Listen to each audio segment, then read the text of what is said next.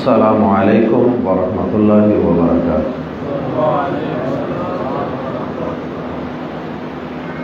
ان الحمد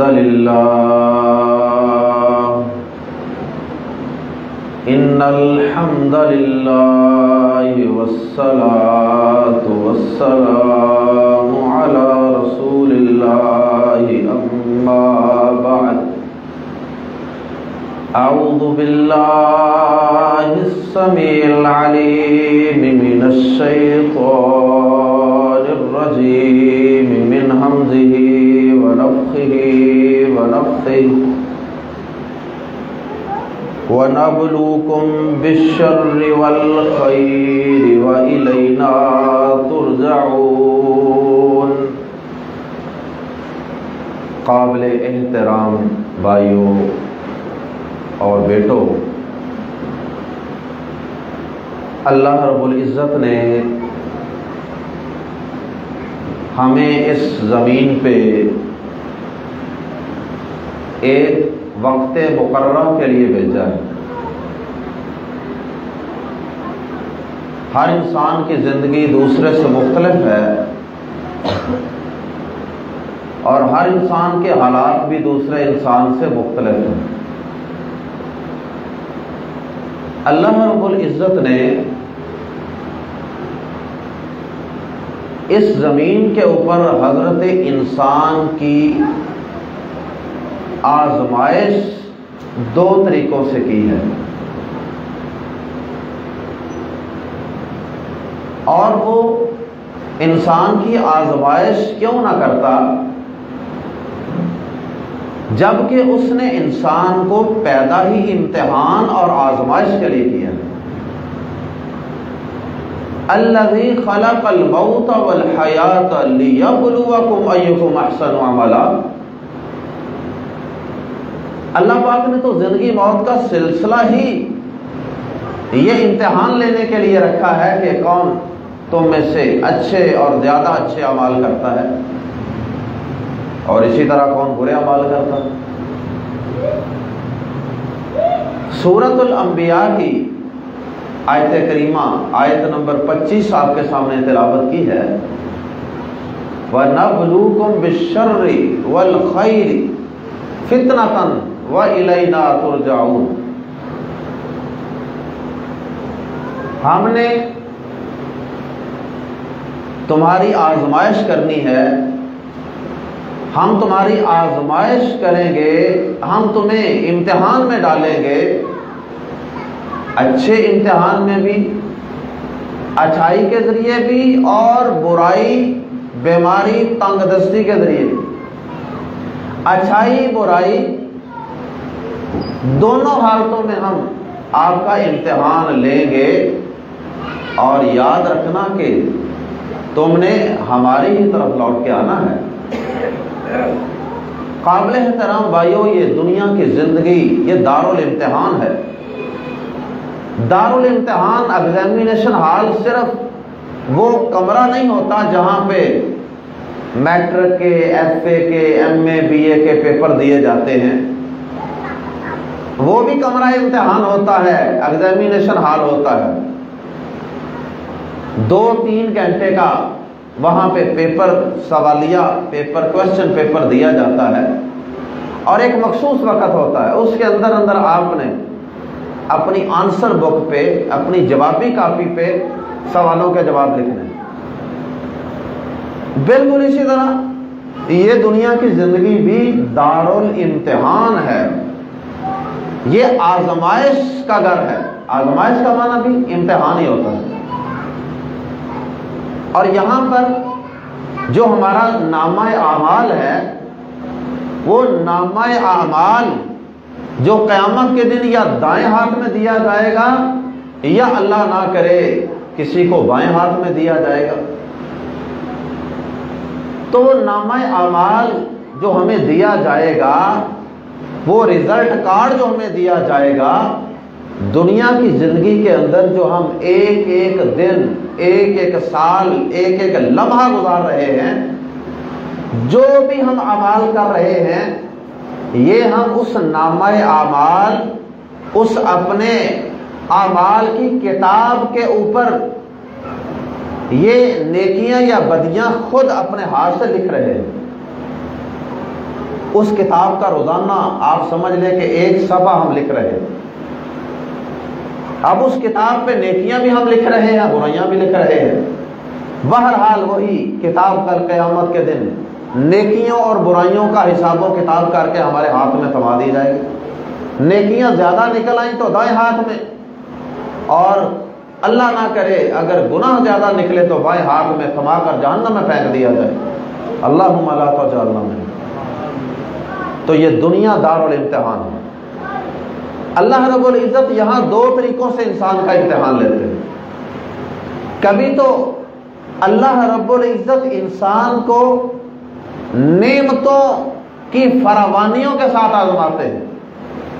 بہت زیادہ مال، اولاد، افرادی قوت، نوکر چاکر، عزت، وقار، مقام، سٹیٹس اور اس کا اقتدار اور صحت، جوانی، گاڑیاں، کاریں، کوٹھیاں، کھانا پینا، رزق، فراوانیاں. اور دوسرا طریقہ ہوتا ہے آزمائش کا کہ اللہ پاک انسان کو تنگ دستی میں مبتلا کر دیتے. رزق کی کمی، پھلوں کی کمی، اناج کی کمی، پیسے روپے کی کمی، اور یا مال اولاد کی کمی، اقتدار کی، اختیار کی، عزت وقار کی، مقام معاشرے میں کوئی سٹیٹس نہیں، کوئی مقام نہیں، کوئی جانتا نہیں. یہ بھی امتحان ہوتے ہیں. یا پھر بیماریوں کے ذریعے بھی اللہ پاک انسان کو آزماتے ہیں. کسی بیماری میں مبتلا کر دی. اللہ اکبر. ایک ہی گھر کے اندر رہنے والے افراد، ممکن ہے کہ ایک فرد کی آزمائش نعمتوں کے ساتھ ہو رہی ہو، اور ممکن ہے دوسرے کی آزمائشوں، تنگ دستیوں، بیماریوں کے ساتھ ہو رہی.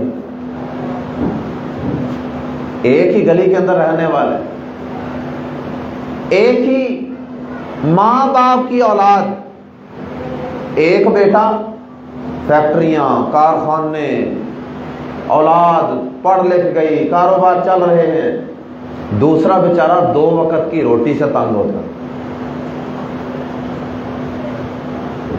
ابھی اتوار والے دن ایک چھوٹا سا میڈیکل کیمپ کرتا ہوں، فری میڈیکل کیمپ الحمدللہ. اس کے اندر ایک خاتون میڈیسن لینے کے لیے آئی تھی، ساتھ ان کا بیٹا تھا. تو میں نے بیٹے کو دیکھا، ماشاءاللہ اچھی خاصی سنت کے مطابق بڑی داڑھی، بارش. مجھے شکل سے لگا کہ کافی عمر کا ہے. میں نے پوچھا کتنی عمر ہے؟ کہنے لگی کہ 26 سال عمر ہے اس کی. میں نے کہا ماشاءاللہ کتنے بچے ہیں؟ ہنس کے کہنے لگا ابھی تو شادی نہیں ہوئی. بچے کی والدہ کہنے لگی، بچہ کیا، وہ تو آدمی تھا. اس کی والدہ کہنے لگی کہ اس کے والد صاحب فلاں ہیں جو آپ کے پاس ترجمہ کلاس میں پڑھنے آتے ہیں. تو مجھے بڑا افسوس ہوا کہ اچھے بھلے سمجھدار دیندار آدمی ہیں. تو کہنے لگے کہ ابھی کسی ایک بچی کی بھی شادی نہیں انہوں نے کی. تو مجھے بڑا دکھ ہوا. بہرحال یہ بات ضمناً کہ جو دین والے لوگ ہیں نا، کم از کم ان کو تو یہ احساس ہونا چاہیے نا کہ اپنے بچے بچیاں جوان ہو جائیں تو فوراً ان کے رشتے تلاش کریں. لیکن پرواہ ہی کوئی. بڑے ماشاءاللہ نیکی کے کاموں میں وہ بڑھ چڑھ کے حصہ لیتے ہیں. خیر، جو بات میں عرض کرنا چاہ رہا تھا وہ یہ تھی، کہنے لگی کہ رکاوٹ کیا ہے رشتوں میں. کہنے لگی رشتوں میں ایک بہت بڑی رکاوٹ ہے کہ ہمارا مکان بڑا چھوٹا ہے. میں نے کہا کتنا ہے؟ کہنے لگی آدھے ہاتھے کا مکان. تو میں نے کہا آدھے ہاتھے کا مکان ہے تو اس وجہ سے آپ کے خیال سے رشتے نہیں ہو رہے؟ تو میں نے کہا ایسی لڑکیاں بھی تو دنیا میں موجود ہیں نا جن کے آدھے ہاتھے کے مکان ہیں. انہوں نے کہا بیاہ جانا.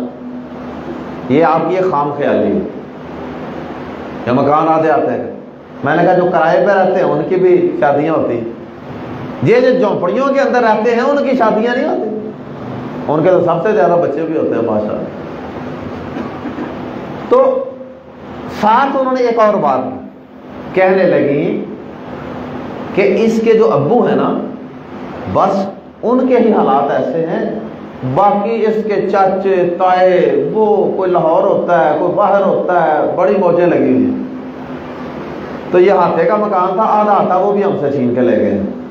تو میں نے کہا ان کا حق تھا، ان کی مرضی ہے، وہ نہ لیتے تو ان کی مہربانی تھی، لیکن اگر وہ لے گئے ہیں تو ان کا حق ہے۔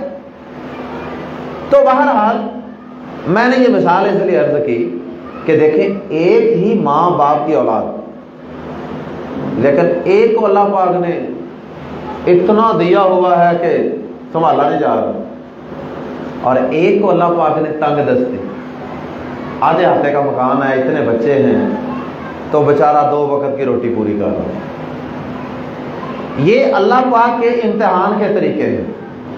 اللہ پاک کبھی کسی چیز کے ساتھ آزماتا ہے، کبھی کسی چیز کے ساتھ، اور اللہ پاک دیکھنا چاہتا ہے کہ جب میں نعمتیں عطا کروں تو کون سا بندہ ہے جو میرا ان نعمتوں پر شکر ادا کرتا ہے، اور کون سا بندہ ہے جو نعمتیں کھا کھا کے ہڑپ کیے جا رہا ہے، ڈکار ماری جا رہا ہے، لیکن اسے اس بات کی فکر سوچ ہی نہیں ہے کہ میں نعمتیں عطا کرنے والے کا شکریہ ادا کروں۔ شیخ محترم ابھی دعاؤں کی طرف، ذکر اذکار کی طرف آپ کی توجہ مبذول کروا رہے تھے۔ میں اکثر ایک بات چھوٹی سی اسی حوالے سے عرض کیا کرتا ہوں کہ ساری زندگی کوئی 50 سال، کوئی 60، کوئی 70، 80، 90، 100 سال،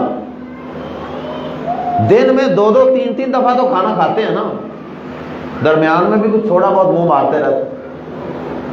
اللہ پاک کی ہم اتنی زیادہ نعمتیں استعمال کرتے ہیں، ایک بندہ 80 سال 70 سال 3 وقت کھانا کھاتا رہے، اور آپ اس کو پوچھیں کھانا کھانے کے بعد جس نے وہ کھانا دیا، وہ نعمتیں عطا فرمائی، اس رب کا شکر ادا کرنے کے لیے اللہ کے نبی صلی اللہ علیہ وسلم نے جو مسنون الفاظ سکھائے ہیں، جو دعا سکھائی ہے، وہ آپ کو یاد ہے؟ آپ یقین کریں کہ 90% لوگ کہتے ہیں جی ہمیں وہ دعا یاد نہیں، ویسے ہی ہم پڑھ لیتے ہیں شکر الحمدللہ، چلو ٹھیک ہے، یہ بھی ٹھیک ہے، کچھ نہ ہونے سے تو بہتر ہی ہے۔ لیکن اللہ کے بندے وہ 4-5 الفاظ ہیں، وہ آپ کو یاد نہیں ہوتے۔ کوئی بہت زیادہ مشکل کام تو نہیں ہے، کوئی پارا تو نہیں پورا یاد کرنا۔ تو چھوٹی چھوٹی دعائیں ہیں، ساری زندگی اس کا کھاتے ہیں، لیکن اس کا شکر ادا کرنے کا طریقہ نہیں سیکھ سکے۔ بہرحال اللہ پاک عطا فرماتے ہیں تاکہ دیکھیں کہ میرا بندہ میرا شکر ادا کرتا ہے کہ ناشکری کرتا ہے۔ کتنے ہی لوگ ہیں وہ نعمتیں استعمال بھی کر رہے ہیں پھر بھی ناشکری کر رہے ہیں، اور پھر وہ دیکھنا چاہتے ہیں کون شکر گزار ہے کون ناشکرا ہے۔ پھر اللہ پاک آزمائشوں، تنگ دستیوں کے ساتھ یہ آزمانا چاہتے ہیں، یہ امتحان لینا چاہتے ہیں کہ کون تنگ دستیوں میں صبر کرتا ہے اور کون بیماریوں میں، تنگ دستیوں میں، مشکل حالات کے اندر بے صبری کا مظاہرہ کرتا ہے۔ اور آپ دیکھ لیں زیادہ لوگ جن کو اللہ نے نوازا ہوا ہے وہ شکر کوئی نہیں کرتے، توجہ ہی کو نہیں اس طرح۔ شکر ادا کرنے کا تو سب سے بہترین طریقہ وہ نماز، عاقب الصلاۃ لذکری، اللہ کا ذکر، اللہ کی یاد، اللہ کا شکر ادا کرنے کے لیے سب سے بہترین طریقہ ہے اللہ کی عبادت کی جائے، نماز پڑھی۔ تو جو لوگ زیادہ امیر ہوتے ہیں، کھاتے پیتے، وہ زیادہ آتے ہیں مسجدوں میں یا درمیانے لوگ آتے ہیں؟ وہ کم آتے ہیں۔ اللہ ماشاءاللہ آتے ہیں، ایسے بھی اللہ نے پیدا کیے، بڑے بڑے امیر بھی ہیں، لیکن اللہ پاک نے ان کو توفیق دی ہے کہ وہ نہ صرف خود گھروں میں آتے ہیں اللہ کے گھروں میں، بلکہ اللہ کے گھروں کی خدمت بھی کرتے ہیں، بہت خرچ بھی کرتے ہیں اللہ کے گھروں۔ بہرحال عمومی بات ہو رہی ہے۔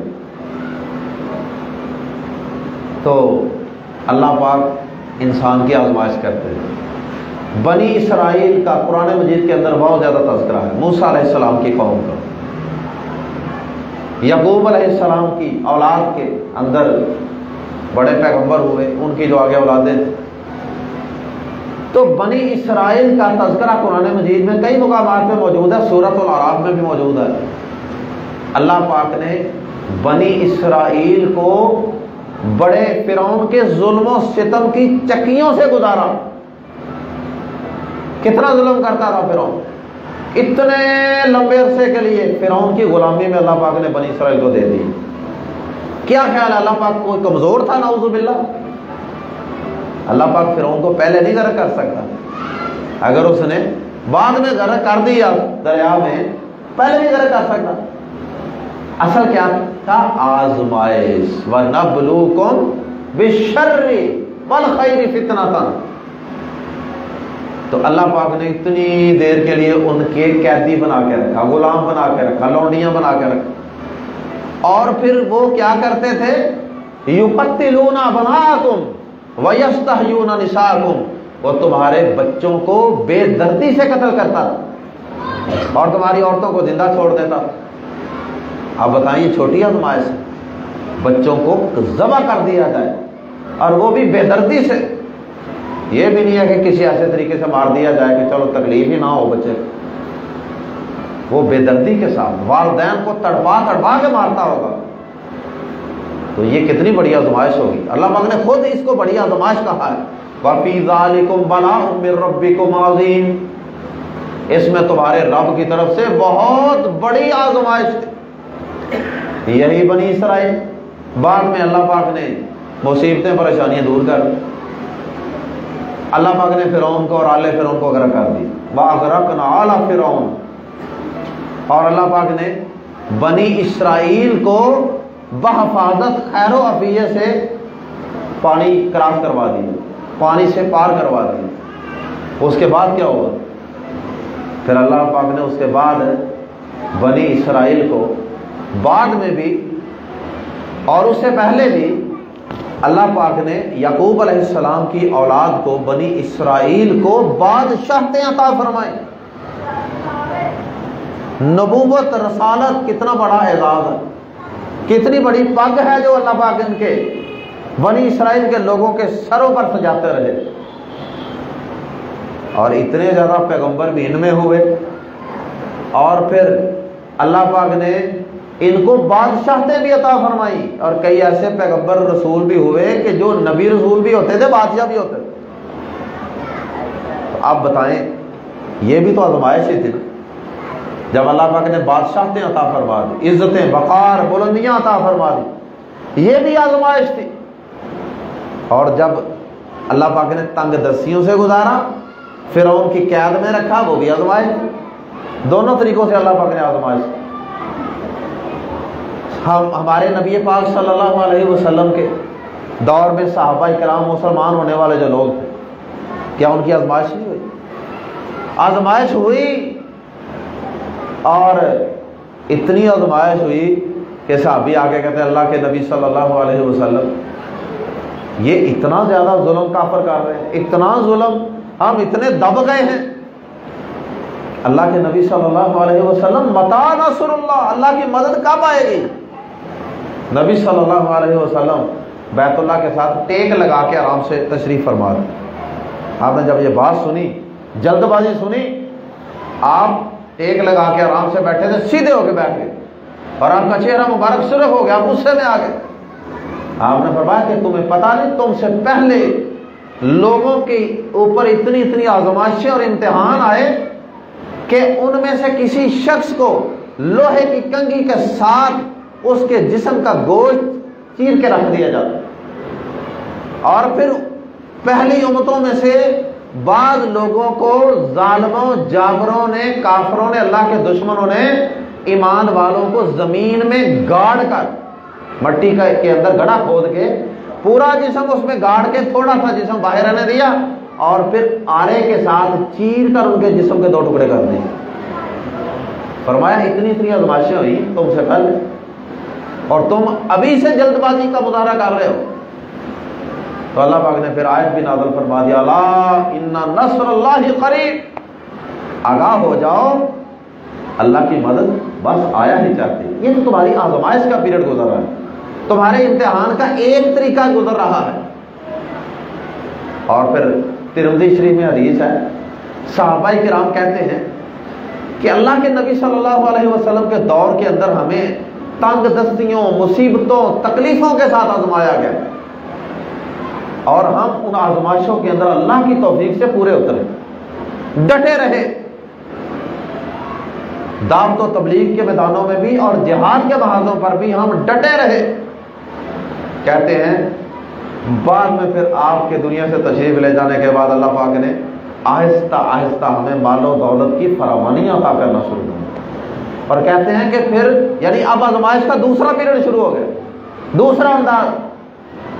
اور یہ جو پہلا انداز ہے نا، تنگ دستیوں والا، فقیری والا، یہ انداز اور یہ آزمائش چھوٹی ہوتی ہے۔ یہ جو مال و دولت والی آزمائش ہے نا، طاقت کا گھمنڈ اور غرور، اقتدار کا نشہ، مال و دولت، کوٹھیاں، کاریں، یہ انسان کا زیادہ دماغ خراب کرتی ہے، اور یہ بڑی آزمائش ہے، پہلی آزمائش سے بھی یہ بڑی آزمائش ہے۔ صحابہ کہتے ہیں کہ اللہ کے نبی کے دور میں جو آزمائشیں ہوئی تھی نا، تنگیوں والی، تنگ دستیوں والی، مصیبتوں، تکلیفوں والی، اس میں ہم پورے کامیاب ہو گئے تھے، لیکن جو بعد میں جا کے فراوانیوں والی، مال و دولت والی یہ جو آزمائشیں ہوئی تھی نا، ان میں ہم اس طرح پورے کامیاب نہیں ہو سکے جس طرح ہم اللہ کے نبی کے دور میں پوری طرح آزمائش میں پورے اترے۔ اس کے اندر تھوڑا بہت ہمیں پریشانیوں کا سامنا کرنا پڑا۔ اللہ اکبر۔ میرے قابل احترام بھائیوں، جب سے ہم نے ہوش سنبھالی ہے، ہم دیکھ رہے ہیں کہ کبھی دنیا کے اندر انسانوں پہ کوئی تکلیف آتی، کبھی کوئی آزمائش آتی، کبھی کوئی زلزلہ آ جاتا ہے، کبھی کسی علاقے کے اندر آگ لگ جاتی ہے، کبھی کسی علاقے کے اندر سیلاب آ جاتے ہیں، کبھی بارشیں زیادہ ہو جاتی، کبھی بارشیں نہیں ہوتی، تنگ دستیاں، قحط سالیاں شروع ہو جاتی، اور کبھی کورونا جیسی بیماریاں اور وبائیں آ جاتی ہیں، اور ساری انسانیت بے بس ہو جاتی۔ پانی کے آگے بھی تو ساری انسانیت بے بس ہو گئی ہے کہ نہیں ہو گئی؟ بڑے بڑے مضبوط ستون، ہوٹل، پلر، پل، ساری کی ساری چیزیں تنکوں کی طرح پانی بہا کے لے گئی، اور ہمارے سیکھنے کے لیے اس میں بڑی چیزیں ہیں۔ اللہ پاک کی قدرتوں پر یقین۔ ہمیں تو شاید یہ لگتا ہے نا کہ یار مرنے کے بعد جب انسان مٹی میں مٹی ہو جائے گا تو پیدا ہو جائے گا۔ اگرچہ یہ سوچ کافروں کی تھی، لیکن تھوڑی بہت کمزور ایمان والے جو مسلمان ہوتے ہیں نا، ان کے دل میں بھی یہ خیالات، وسوسے، خدشات ہوتے ہیں۔ اسی وجہ سے زیادہ دل نہیں کرتا نماز پڑھنے کی طرف اور دین کی طرف رجحان نہیں ہوتا ان کا، ایمان کمزور ہوتا ہے۔ تو ہم یہ سمجھتے ہیں کہ شاید اللہ پاک کے لیے دوبارہ پیدا کرنا، زندہ کرنا شاید مشکل کام ہے۔ دیکھ لیں اللہ پاک کی طاقت۔ پانی جو ہماری زندگی ہے، جو نہ ملے تو ہم مر جاتے ہیں، جو نہ ملے جانور مر جاتے ہیں، جو نہ ملے پودے، جمادات ختم ہو جاتے ہیں، سڑ جاتے ہیں، زمین میں دراڑیں آ جاتی ہیں، اور انسان کی زندگی ختم ہو جاتی ہے۔ اللہ اکبر۔ میرے بہنوئی ہیں ڈاکٹر حسن صاحب، وہ ابھی چند دن پہلے مجھے بتا رہے تھے، کہنے لگے یہی بلوچستان کے علاقے، کہتے ہیں کتنے علاقے تھے، کہتے ہیں کہ جہاں پہ پانی کی بوند کے لیے لوگ ترستے تھے۔ کہنے لگے کہ میں نے خود الحمدللہ ویلفیئر کا بھی وہ کام کرتے ہیں، کہتے ہیں کہ میں نے خود الحمدللہ ان کئی علاقوں کے اندر ابھی چند مہینے پہلے، کہتے ہیں کئی علاقوں کے اندر پانی کا انتظام کروایا بلوچستان کے اندر، اور اب صورتحال یہ ہے کہ پانی پنجابی میں کہتے ہیں سانبے نہیں جا رہا۔ وہی پانی ہے نا، وہی پانی ہے اللہ پاک اپنی، اور یہ وہی پانی ہے جس سے اللہ پاک نے انسان کو پیدا کیا، لیکن اللہ پاک نے اپنی قدرت دکھا دی ہے کہ میں چاہوں تو تمہاری یہ بلند و بالا اور مضبوط بلڈنگیں، عمارتیں، سریے، یہ کچھ بھی نہیں میرے سامنے، اللہ پاک سے ڈر جاؤ۔ تو یہ جو زلزلے آتے ہیں، سیلاب آتے ہیں، زمین کو جھٹکے لگتے ہیں، اور کرونا جیسے ننھے منھے جراثیم، ننھی منھی مخلوقات کے ذریعے اللہ پاک پوری انسانیت کو، پوری سائنس کو بے بس کر کے دکھا دیتا ہے، یہ اس کی قدرتیں ہیں۔ تو یہ جو مصیبتیں آتی ہیں انسان پہ، یہ 3 قسم کی ہوتی ہیں۔ نمبر 1، یہ جو مصیبتیں انسان پہ آتی ہیں، ان کی پہلی قسم ہوتی ہے انسان کی آزمائش، انسان کا امتحان۔ اللہ پاک دیکھنا چاہتے ہیں کہ یہ کوئی مصیبت آئے تو یہ اس پر صبر کرتا ہے کہ بے صبری کرتا ہے۔ اور وہی جو سب سے پہلے میں نے بات عرض کی، تو اللہ پاک انسان کو آزماتے ہیں کہ میں اس کو اولاد دیتا ہوں، بھلا یہ کیا کرتا ہے، جوانی دیتا ہوں کیا کرتا ہے، مال دیتا ہوں کیا کرتا ہے، کارخانے، فیکٹریاں، گاڑیاں دیتا ہوں کیا کرتا ہے، میں اس کو اقتدار دیتا ہوں، بھلا کیا کرتا ہے، اس کو میں گبرو جوان بناتا ہوں، طاقت قوت دیتا ہوں، کیا کرتا ہے۔ اور اسی طرح اس کا الٹ، بیماریوں کے ذریعے آزمائش۔ تو یہ سب سے پہلی جو تکلیفیں انسان پہ آتی ہیں وہ ہے آزمائش اور امتحان۔ اور یہ سب سے زیادہ آزمائشیں، یہ والی آزمائشیں جو ہے نا، یہ والی مصیبتوں کی قسم، یہ سب سے زیادہ پیغمبروں پہ آتی ہیں۔ نبی صلی اللہ علیہ وسلم کا فرمان ہے کہ سب سے زیادہ آزمائشیں اللہ پاک نے انبیاء کرام پر نازل فرمائی۔ قرآن مجید بھرا پڑا ہے پیغمبروں کی آزمائشوں۔ آپ نوح علیہ السلام سے شروع ہو جائیں، 950 سال تبلیغ کی ہے، اور کتنا ذہنی طور پہ ٹارچر کیا گیا، 950 سال تبلیغ، چند لوگ مسلمان ہوئے، کتنی بڑی آزمائش ہو۔ اور جب نوح علیہ السلام ان کو تبلیغ کرتے تھے، کپڑے لے کے اپنے منہ کو چھپا لیتے تھے، ہم نے نہیں بات سننی۔ حضرت ایوب علیہ السلام کو بیماری کے ذریعے آزمایا گیا کہ نہیں؟ یونس علیہ السلام کی آزمائش ہوئی کہ نہیں ہوئی؟ حضرت یعقوب علیہ السلام کو کتنی آزمائشوں سے گزارا اللہ پاک؟ یوسف علیہ السلام کو کنویں میں پھینکا گیا، آزمائش ہوئی کہ نہیں ہوئی؟ موسیٰ علیہ السلام، فرعون کے ساتھ جو معاملہ ساری زندگی چلتا رہا، آزمائش ہی تھے۔ اور پھر اللہ پاک نے اپنے خلیل حضرت ابراہیم علیہ السلام کی آزمائش کتنی زیادہ کی۔ آپ کی آزمائشوں کا تو قرآن میں بڑا تذکرہ ہے۔ وَإِذِ ابْتَلَىٰ إِبْرَاهِيمَ رَبُّهُ بِكَلِمَاتٍ فَأَتَمَّهُنَّ، اللہ پاک فرماتے ہیں کہ میں نے ابراہیم کی آزمائش کی، ایک نہیں کئی امتحان لیے، کئی پیپر ڈالے، اور وہ اللہ کا بندہ ہر امتحان میں کامیاب ہی ہوتا ہے۔ کبھی آگ میں پھینکا جا رہا ہے، کبھی بیٹے کو ذبح کروایا جا رہا ہے، کبھی کوئی پریشانی، کبھی کوئی آزمائش، کبھی بیوی کو وہاں چھوڑا، یہ آزمائشیں۔ اور یہ آزمائشیں صرف کس لیے تھی؟ یہ دیکھنے کے لیے کہ یہ میرا بندہ اس مصیبت میں، پریشانی میں کرتا کیا ہے، اس کا رویہ کیا ہوتا ہے، ہمارا رویہ کیا ہوتا ہے۔ ذرا بیماری آ جائے، ذرا تنگ دستی آ جائے، ناشکری کے کلمات، اے جی یہ ساڈا ہی گھر لبا سی، اللہ پاک نعوذ باللہ، بڑی جلدی اللہ کے بارے میں بدگمانیاں شروع کر دیتے، یہ جی مسلمانوں کے اوپر ہی یہ عذاب آنے تھے۔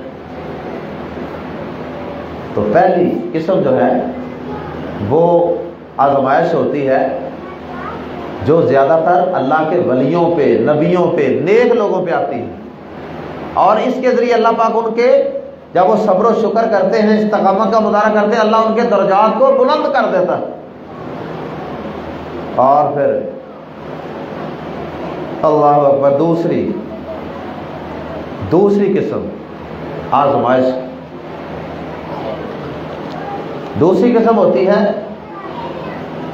عام طور پہ جو اللہ کے گناہ گار بندے ہوتے ہیں،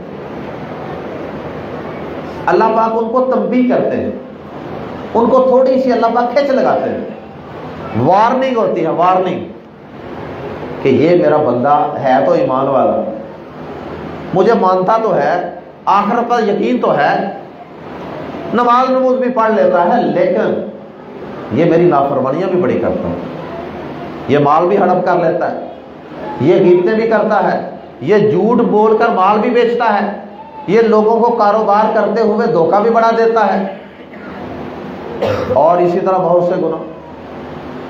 اللہ پاک ایسے اپنے گناہگار بندوں کے گناہوں کو معاف کرنے کے لیے دنیا کے اندر ہی اللہ پاک چاہتے ہیں کہ قیامت والے دن کا جو بڑا عذاب ہے نا، اس سے میں اپنے ان بندوں کو بچا لوں۔ اللہ پاک دنیا کے اندر چھوٹی چھوٹی آزمائشیں، چھوٹے چھوٹے امتحان، مصیبتیں، پریشانیاں ان پہ نازل فرماتے ہیں، اور اس کا مقصد ان کے گناہوں کو یا تو معاف کرنا یا آئندہ کے لیے وہ مزید گناہ نہ کریں، ان کو خبردار کرنا، ٹھہر جاؤ، ان کو جھنجھوڑنا، کدھر جا رہے ہو۔ اور اکثر انسان کو بیماری کے اندر، تکلیف کے اندر جب کوئی آزمائش آتی ہے پھر انسان کو اللہ یاد آتا ہے، ورنہ جب لائف بڑی روٹین سے جاری ہوتی ہے نا، سموتھلی، عام طور پہ بندے کو یاد نہیں آتا رب، کئی مہینے گزر جاتے ہیں، کبھی ہاتھ اٹھا کے کسی نے دعا بھی نہیں کی ہوتی۔ لوگ ہاتھ اٹھا کے اللہ کے سامنے کبھی گڑ گڑا کے رونے والا منہ بنا کے دعا بھی نہیں کرتے، اور پھر اللہ پاک کی طرف سے کوئی آزمائش آتی ہے، امتحان آتا ہے، پھر انسان للے لیتا ہے، روتا ہے، گڑ گڑاتا ہے، اللہ معاف کر دے، اللہ معاف کر دے۔ تو یہ جو دوسری قسم ہے، اس کا مقصد گناہوں کی معافی اور آئندہ اپنے بندوں کو گناہوں سے روکنا، جھنجھوڑنا، ٹھہر جاؤ، رک جاؤ، کدھر جا رہے ہو۔ اور اللہ پاک نے سورہ روم کے اندر آیت نمبر 50 کے اندر اس کا تذکرہ کیا، فرمایا ظہر الفساد فی البر والبحر بما کسبت ایدی الناس۔ اللہ پاک فرماتے ہیں کہ خشکیوں کے اندر اور سمندروں کے اندر، پانی ہو یا پانی سے باہر، جہاں بھی کہیں کوئی خرابی ہے نا، وہ انسان کے اپنے ہاتھوں کا کیا درا، انسان کے اپنے اعمال کی وجہ سے ہے۔ اور آگے اللہ پاک نے اس کا مقصد بھی بیان کر دیا کہ یہ والا جو امتحان ہے نا، فرمایا یہ میں اس لیے امتحان ان پہ بھیجتا ہوں، مصیبت پریشانی بھیجتا ہوں، لیذیقہم بعض الذی عملوا، تاکہ ان کے جو گناہ ہیں نا، ان میں سے بعض گناہوں کی ان کو سزا دوں، بعض کا ان کو مزہ چکھاؤں، سارے نہیں۔ اگر سارے گناہوں پہ اللہ عذاب نازل کرنے لگے تو اللہ پاک فرماتے ہیں کہ زمین پہ انسان تو کیا کوئی جانور بھی زندہ نہ بچے، میں تمہارے صرف بعض گناہوں پر تمہیں تھوڑا سا تنکا لگاتا ہوں، تھوڑا سا کھچ لگاتا ہوں۔ تو اس کا مقصد کیا ہوتا ہے؟ آخر میں اللہ پاک نے فرمایا لعلہم یرجعون، اس کا مقصد میرا یہ ہوتا ہے کہ میرا بندہ اس گناہ کی تھوڑی سی سزا چکھے اور اس کو احساس ہو جائے اور وہ واپس پلٹ آئے، گناہوں سے توبہ کر لے۔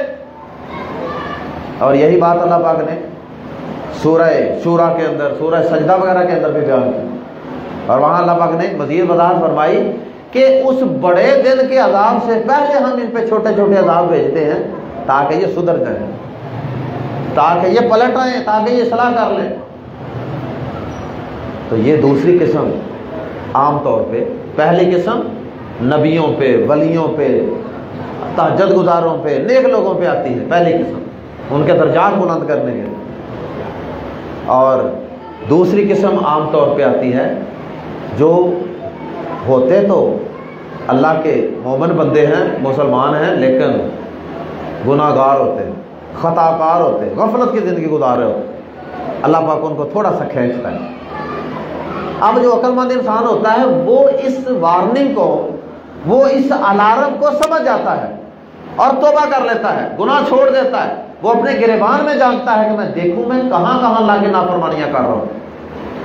اور جو اللہ کا بندہ نہیں نہ ہوتا، جس کی قسمت میں ہدایت نہیں ہوتی، جس کو یہ آزمائش فائدہ نہیں دیتی، وہ کیا کرتا ہے؟ وہ اس سچویشن کے اندر بھی اڑا رہتا ہے، ڈٹا رہتا ہے گناہ پہ، اور وہ اس الارم پر توجہ ہی نہیں دیتا، کہاں نہیں ڈرتا، اور مزید گناہوں پہ اڑا رہتا ہے، ڈٹا رہتا ہے۔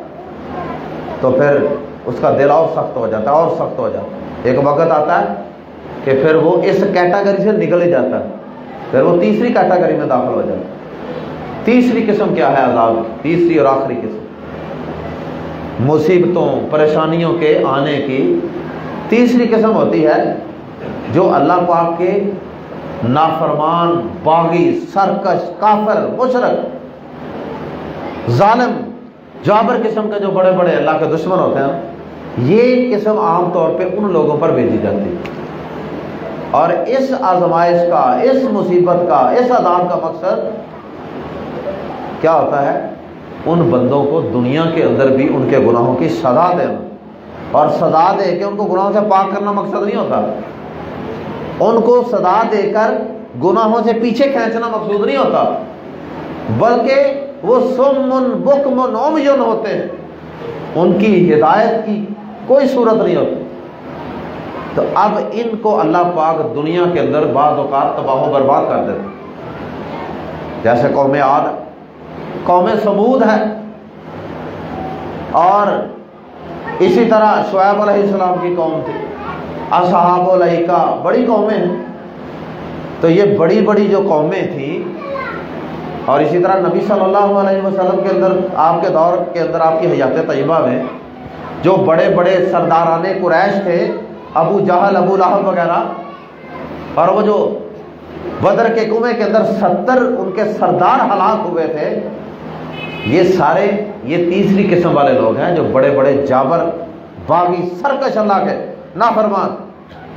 تو اللہ پاک ان پر بعض اوقات عذاب بھیج کے ان کو تباہ و برباد کر دیتے ہیں، ان کا نام و نشان اور ان کو صفحہ ہستی سے اللہ پاک مٹا دیتے ہیں۔ تو یہ 3 قسمیں ہوتی ہیں عام طور پہ اللہ پاک کے کسی بندے پر یا کسی قوم پر کوئی مصیبت نازل کرتے وقت۔ اب ہم نے یہ دیکھنا ہے کہ میں دیکھوں، آپ بھی دیکھیں کہ اگر میرے اوپر یا ہمارے اوپر، مسلمانوں کے اوپر اگر کوئی آزمائش اللہ کی طرف سے آتی ہے تو وہ کون سی کیٹیگری ہے؟ مسلمانوں کے اوپر یہ جو سیلاب آتے ہیں، یہ زلزلے آتے ہیں، یہ بیماریاں آتی ہیں، یہ کرونا آیا تھا، یہ ساری چیزیں کافروں کے لیے تو ایک عذاب ہوتا ہے، لیکن اگر یہ ایمان والوں پر آتی ہیں، مسلمانوں پر آتی ہیں، تو یہ ان کے گناہوں کی بخشش کا ذریعہ اور ان کو مزید گناہوں سے روکنے کا ذریعہ، تنبیہ کرنا مقصود ہوتا ہے۔ اور آج دیکھ لیں، واقعی ہمیں تنبیہ کی ضرورت ہے نا۔ کرونا کے اندر اللہ پاک نے کتنی کھچ لگائی تھی، لیکن ہمیں کوئی اثر نہیں ہوا تھا اثر۔ کیا اس کرونا بیماری کے بعد بہت بڑی اللہ پاک نے کھچ لگائی، بہت بڑی آزمائش تھی، لیکن نہ مسجدوں کے اندر کوئی حاضری بڑھی، نہ کوئی نمازیوں کی تعداد بڑھی، نہ قرآن سیکھنے والوں کی تعداد بڑھی، نہ کوئی داڑیاں رکھنے والوں کی تعداد بڑھی، نہ کوئی پردہ کرنے والی عورتوں کی تعداد بڑھی، نہ کوئی بینکوں کے اندر لوگوں کے کچھ سود کے اکاؤنٹ ختم ہوئے، نہ کوئی گھروں کے اندر سے ناچ گانے کنجر خانے کی آوازیں ختم ہوئی، سارا کچھ ویسے چل رہا۔ تو اس لیے عقل مندی یہ ہے کہ ہم اس کو اللہ کی طرف سے ایک وارننگ سمجھیں اور اپنی قوم کی اصلاح کرنے کی کوشش کریں۔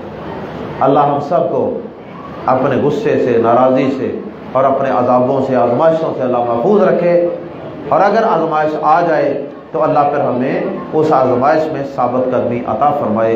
اللہم لا تقتلنا بغضبک ولا تہلکنا بعذابک وعافنا قبل ذلک۔ سبحانک اللہم وبحمدک، اشہد ان لا الہ الا انت، استغفرک واتوب